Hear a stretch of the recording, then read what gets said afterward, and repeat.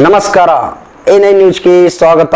ನಾನು ಅಮೀನ್ ಶೇಖ್. ಇವಾಗೆ ಬಂದದ ಒಂದು ಬ್ರೇಕಿಂಗ್ ನ್ಯೂಸ್. ಗುಮ್ಮಟ ನಗರಿ ವಿಜಯಪುರದ ಗಾಂಧಿ ಚೌಕ ಪೊಲೀಸ್ ಠಾಣೆ ಸರಹದ್ದಿನಲ್ಲಿ ಸಂದೀಪ್ ರತನ್ ಸಾಳುಂಕೆ 1 ವರ್ಷ ಸಾಕಿನ ಮುದೋಳ್ ಈ ಮಗುವಿನ ಅಪಹರಣ ಪ್ರಕರಣ ದಾಖಲು ಮಾಡಲಾಗಿದೆ.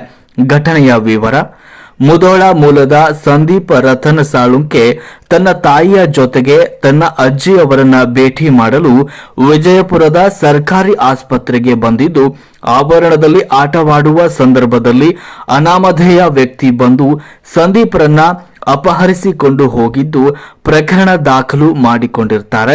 ಸುದ್ದಿ ತಿಳಿದ ತಕ್ಷಣ ಮಾನ್ಯ ಜಿಲ್ಲಾ ಪೊಲೀಸ್ ವರಿಷ್ಠಾಧಿಕಾರಿಗಳು ಎಸ್ಪಿ ಸಾಹೇಬರು ಶ್ರೀಯುತ ಲಕ್ಷ್ಮಣ ನಿಂಬರ್ಗಿ ಸಾಹೇಬ್ರ ನೇತೃತ್ವದಲ್ಲಿ ತಂಡವನ್ನ ರಚಿಸಿ ಮಿಂಚಿನ ಕಾರ್ಯಾಚರಣೆ ನಡೆಸಿ 24 ಗಂಟೆಗಳಲ್ಲಿ ಮಗುವಿಗೆ ಕಂಡು ಹಿಡಿದು ಸುರಕ್ಷಿತವಾಗಿ ಒಪ್ಪಿಸಿರುತ್ತಾರೆ.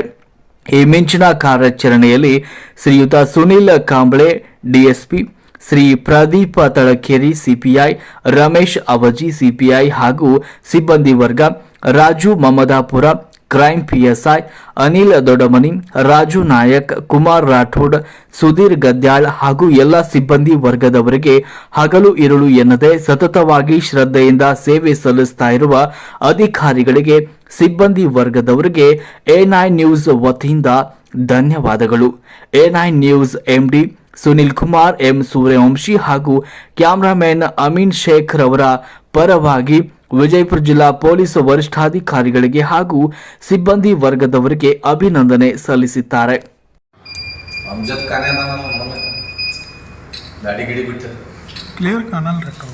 ಇದು ಬೇರೆ ನೋಡೋಣ ತೋರಿ ಮತ್ತೆ ಮುಂದೆ ಬರ್ಲಿ ತೋರಿ ನಾನು ಮುಂದೆ ಬರ್ತಲ್ಲ ನಿನ್ನೆಯ ದಿನ ವಿಜಯಪುರ ಸಿಟಿಯಲ್ಲಿ ಗಾಂಧಿ ಚೌಕ್ ಲಿಮಿಟ್ಸಲ್ಲಿ ವಿಜಯಪುರದ ಸಿಟಿ ಹಾಸ್ಪಿಟಲ್ದಲ್ಲಿ ಒಂದು ಅಜ್ಜಿ ಮತ್ತು ತಾಯಿ ಮತ್ತು ಮೊಮ್ಮಗು ಇರ್ತಾರೆ. ಅಜ್ಜಿಗೆ ಹುಷಾರಿಲ್ಲ ಅಂತಂತೇಳಿ ಕಳೆದ 2-3 ದಿನದಿಂದ ಅವರು ಟ್ರೀಟ್ಮೆಂಟಿಗೆ ತಂದಿದ್ದಾರೆ. ಆ ಸಂದರ್ಭದಲ್ಲಿ ಇನ್ನೊಬ್ಬ ವ್ಯಕ್ತಿ ಕೂಡ ಅವನಿಗೆ ಪಕ್ಕೆಲುಬು ಪ್ರಾಬ್ಲಮ್ ಇದೆ ಅಂತಂತ ಹೇಳಿ ಅವನು ಇಲ್ಲೇ ದೇವರಹಿಪ್ಪರಗಿ ತಾಲೂಕವನು, ಅವನು ಕೂಡ 2 ದಿನದಿಂದ ಇಲ್ಲಿ ಇರ್ತಾನೆ. ಬಟ್ ಅವನು ಯಾವುದೇ ರೀತಿಯಂಥ ಅಡ್ಮಿಷನ್ ಆಗಲಿ ಟ್ರೀಟ್ಮೆಂಟ್ ಯಾವುದೂ ಆಗಿರಲ್ಲ. ನಿನ್ನೆ ದಿನ ಮಧ್ಯಾಹ್ನದ ಹೊತ್ತಿಗೆ ಆ ಮಗುವನ್ನು ಕರ್ಕೊಂಡು ಹೋಗಿರ್ತಾನೆ. ಬಟ್ ಇವತ್ತು ಆ ಮಗುನ ಪತ್ತೆ ಮಾಡಿದ್ದಾರೆ ಪೊಲೀಸ್ನವರು. ಯಾಕೆ ಕರ್ಕೊಂಡು ಹೋದ ಅನ್ನೋದು ತನಿಖೆ ಇನ್ನೂ ಪ್ರಗತಿಯಲ್ಲಿದೆ. ಮಗು ಆಲ್ರೆಡಿ ತಾಯಿಯ ಹತ್ತಿರ ಇದೆ. ಮಗು ಮತ್ತು ತಾಯಿಗೂ ಸುರಕ್ಷಿತವಾಗಿ ಎಷ್ಟು ಗಂಟೆ ಕಾರ್ಯಾಚರಣೆ ಆಯಿತು? ಇದು 24 ಗಂಟೆಯಲ್ಲಿ ಪತ್ತೆ ಆಗಿದೆ.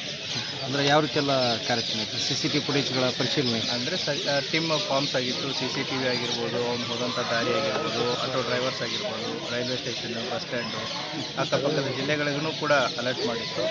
ಅವನು ಗುಲ್ಬರ್ಗಕ್ಕೆ ಹೋಗಿ ಬಂದ ಅನ್ನೋದು ಕೂಡ ಒಂದು ಮಾಹಿತಿ ಇದೆ. ಅದು ಇನ್ನೂ ವಿಸ್ತೃತವಾದ ಕಾರಣ ಏನಾದರೂ ಗೊತ್ತಾಯ್ತು ಸರ್? ಯಾಕೆ ಕಾರಣ ಇನ್ನೂ ಗೊತ್ತಾಗಿಲ್ಲ. ಮ್ಯಾಟ್ರ್ ಇನ್ನೂ ತನಿಖೆ. ಸರ್ ಅವ್ರು ನಶೆಯಲ್ಲಿದ್ದ ಅಂತ ಹೇಳ್ತಾ ಇದ್ದಾರೆ.